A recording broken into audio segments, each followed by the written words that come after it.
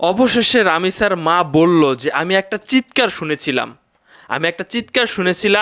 আমি কেন বুঝতে পারি নাই যে সেটা আমার মেয়ের চিৎকার।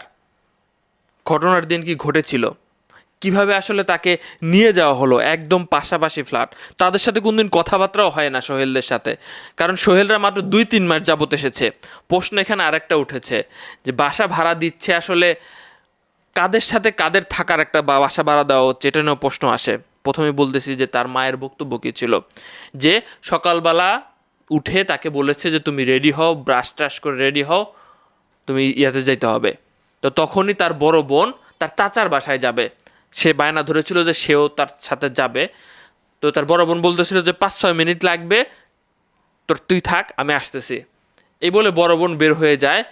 তো রামিসা জাস্ট পরবর্তীতে দরজা খোলার সাথে সাথে তাকে টান দিয়ে নিয়ে যায়, এবং তখন তাকে খোঁজাখুঁজি তেমন একটা করে নাই তার ফ্যামিলি। যখন তার বড় বোন, রামিসার বড় বোন বাসায় ফেরত এসেছে, তখন আসলে যখন সাথে ছিল না, তখনই তাদের মনের ভিতরে একটা টান দেয় যে কি হইলো, আমার মেয়ে কই। ঘর থেকে বাইরে বের হওয়ার সাথে সাথেই দেখলো যে একটা জুতা, এক জোড়া জুতা, এখানে এক জোড়ার মধ্যে একটা জুতা গেটের সামনে, সোহেলের বাসার গেটের সামনে। অনেক দরজা ধাক্কাধাক্কি করার পরও দরজা খোলা হয়নি। এখন বলা হচ্ছে যে আসলে স্বপ্না পরবর্তীতে তার স্বামীকে ওখান থেকে পালিয়ে যেতে মানে সাহায্য করেছে। পুরো বিস্তারিত আপনারা জানেন। এখন আমার কিছু প্রশ্নের উত্তর আপনারা দিয়ে যান।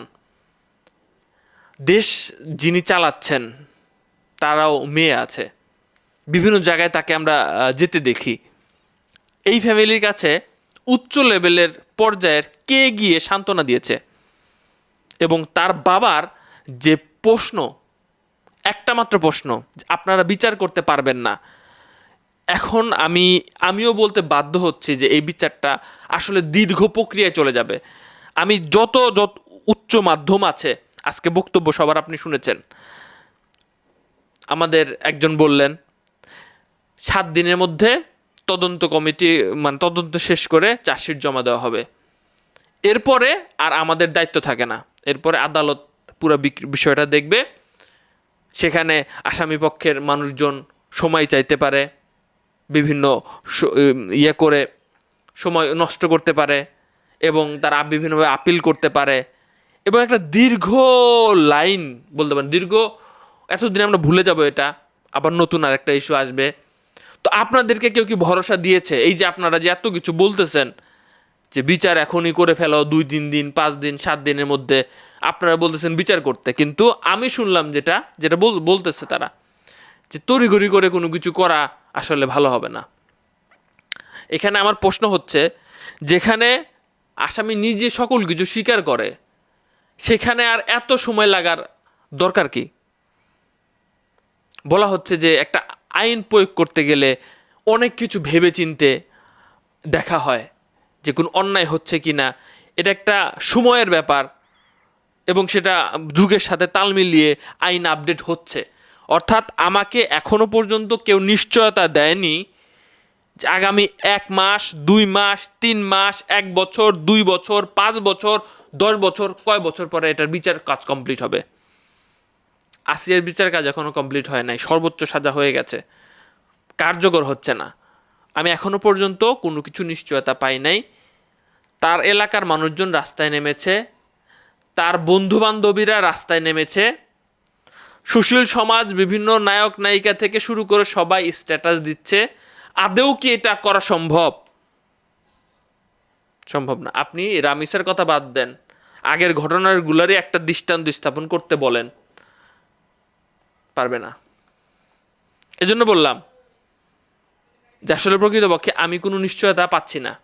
আপনারা এই যে এত ঘাটাঘাটি করলেন ফেসবুকে, কোনো মহল থেকে আপনাদের বলেছে যে 10-15 দিন, 20 দিনের মধ্যে সাজা কার্যকর করেছে? এর আগে অনেক আওয়াজ হয়েছে। আসলে এটা আইনের মার প্যাচে দেখানো হয়, বিভিন্ন রকম আইন নিয়ম কানুন দেখানো হয়, অসম্মানও করা যাবে না। জানি না আসলে এটা বাস্তব কথা, বিশ্বাস করেন আর না করেন, তাদের চোখ দিয়ে পানি বের হয় না, তাদের কাছে এইটা ডাল ভাতের মতো লাগে। এইটা একটা বিষয়, কারণ তারা পাচ্ছে সর্বোচ্চ সিকিউরিটি, আপনি আমি যেখানে বাসায় থাকি, যেখানে থাকি না কেন, সন্তান নিয়ে থাকি না কেন, আমাদের বিষয় আমাদেরই আসলে জ্বালা। যার যায় সে বুঝে, যার যায় না সে কখনো বুঝে না। আবার যখন সে খারাপ অবস্থায় থাকে সে আবার চায় যে তাকে উদ্ধার করা হোক, দ্রুত কাজ কমপ্লিট করা হোক। এটা হচ্ছে চলতেছে। বাজারে আপনি কি খাচ্ছেন, ওই যে এসি রুমে বসে থেকে বোঝা যায় না। আবার উনি যখন এসি রুম থেকে তখন বিতাড়িত হয়ে আমাদের সাধারণ জনগণের কাতারে আসবে, তখন বুঝবে, তখন কথা বলবে। এটা আমি শুরু থেকে দেখে আসতেছি।